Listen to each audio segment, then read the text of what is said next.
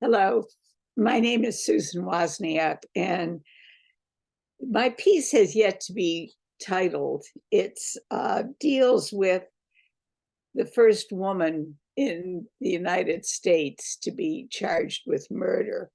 And what I put together are what people might have said as um, in court or in interviews after this by the newspapers. The Reverend Thaddeus McCarthy, the confessor. The Spooner house was indeed grand.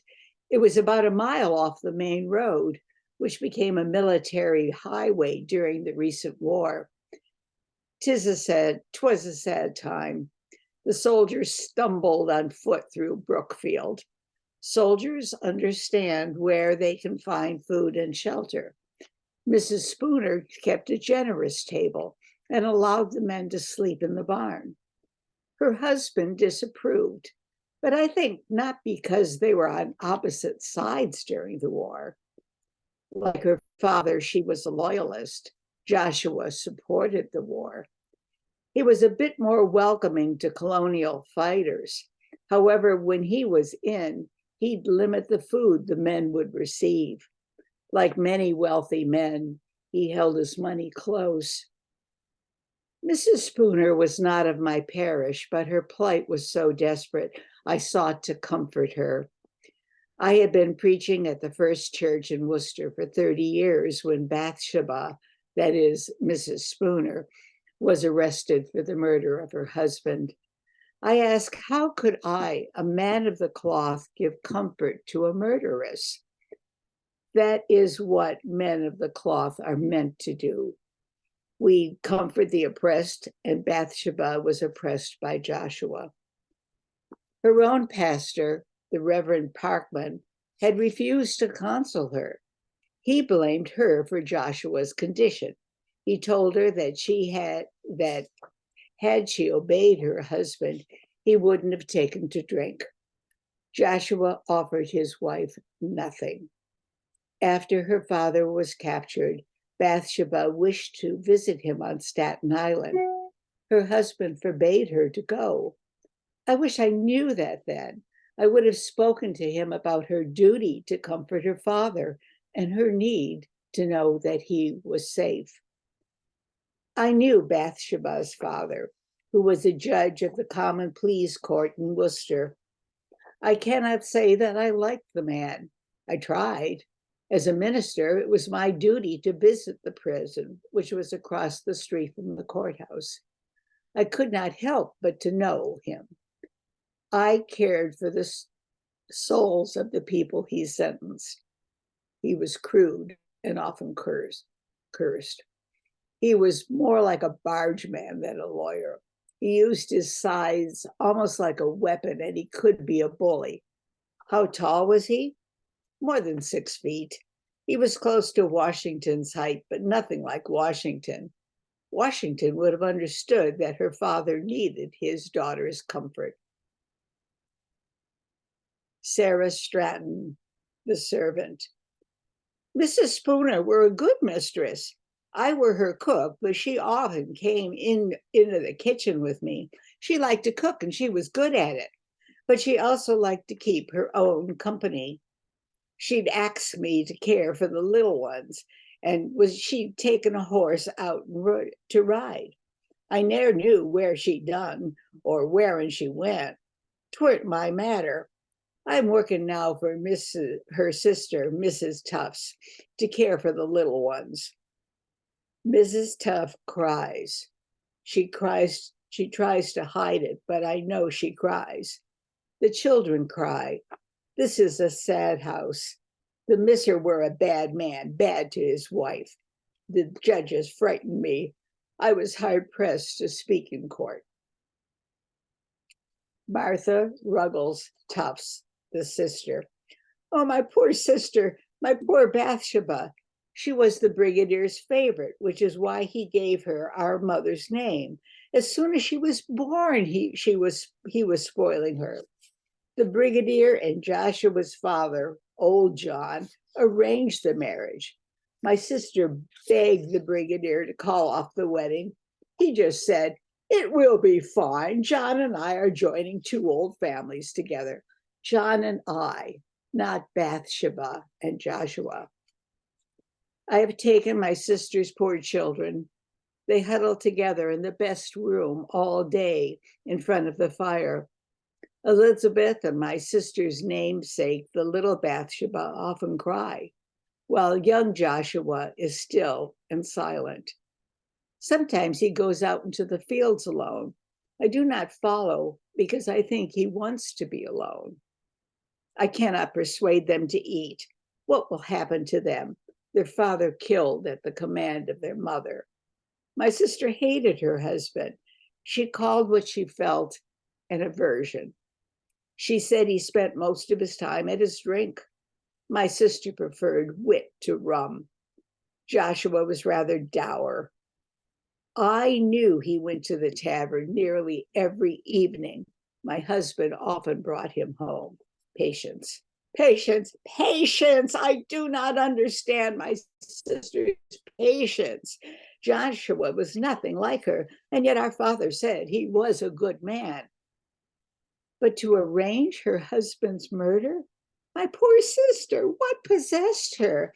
Yes, I knew he drank too much. Everybody knew that. But to kill him? I wish my father were here. I wish Joshua had allowed my sister to visit him before he was exiled to Canada. I wish I knew why the brigadier thought marrying Joshua would keep her safe. An aversion. She called her feelings for her husband an aversion. Bathsheba Ruggles Spooner, the accused. My father taught us all to ride, boys and girls. My sisters and I were taught to ride side saddle. But once I mastered how to remain on the horse, my father taught me to ride astride like a boy. The brigadier was proud of how well I sat. My mother disapproved, saying ladies do not ride that way.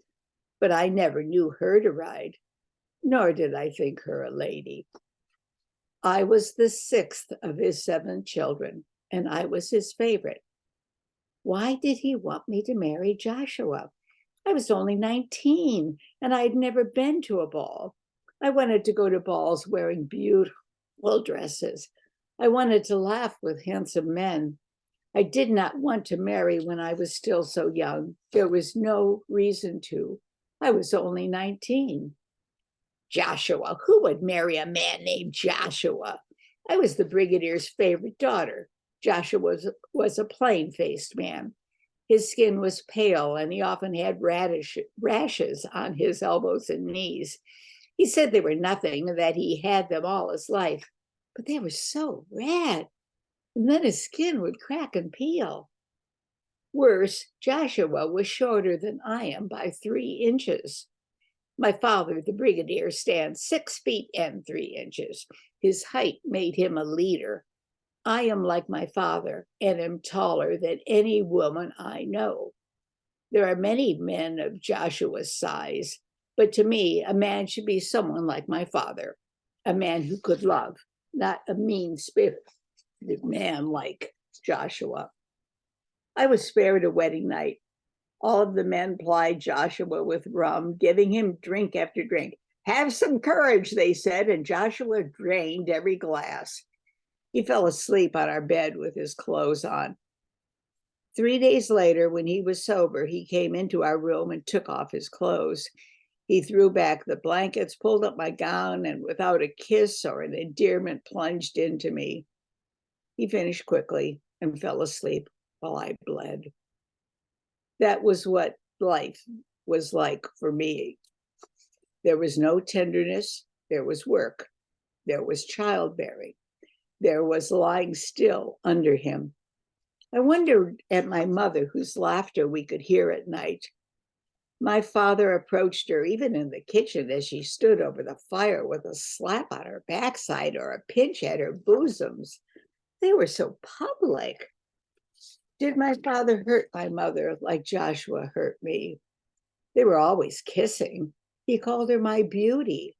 Could a man like that hurt his wife?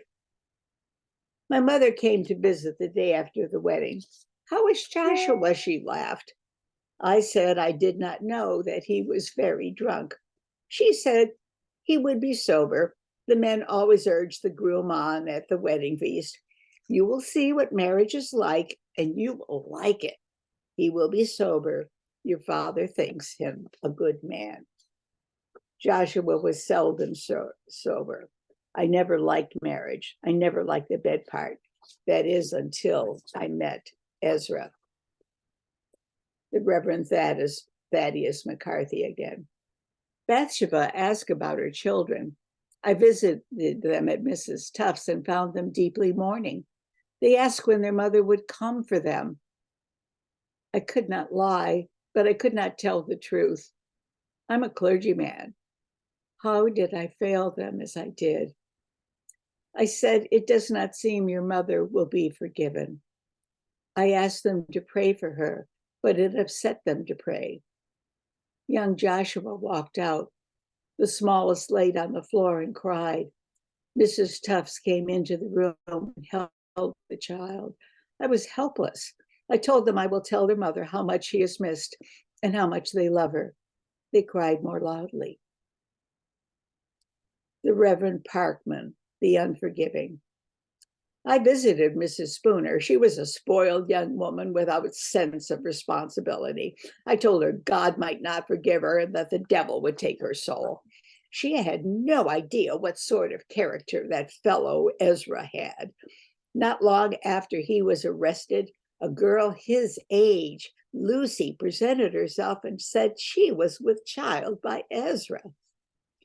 There were rumors that Joshua laid with the black servant, but I do not believe those rumors. I believe it was Bathsheba started them. Had she done her duty to her husband, she would not need to have lied about him. Bathsheba. My father thought himself an English gentleman. When we moved to Hardwick, it was to a farm of 400 acres with a deer park. He raised the finest cattle, imported from England. He had to leave his farm to serve King George. My mother stayed behind with her eldest son and my father. My mother and my brother favored what they called the War for Independence. The brigadier's land was seized along with his cattle to be auctioned. And finally, Martha Ruggles Tuft. My sister was a good mother. As soon as the children were big enough, she put them on a pony and led them around the farm. It stirred up gossip, but Bathsheba loved horses. Papa even taught her to ride like a boy. She thought nothing of taking out a horse for an hour or two in the afternoon. Oh, my sister, she sang with the children. They loved singing. They even made their own songs. The end.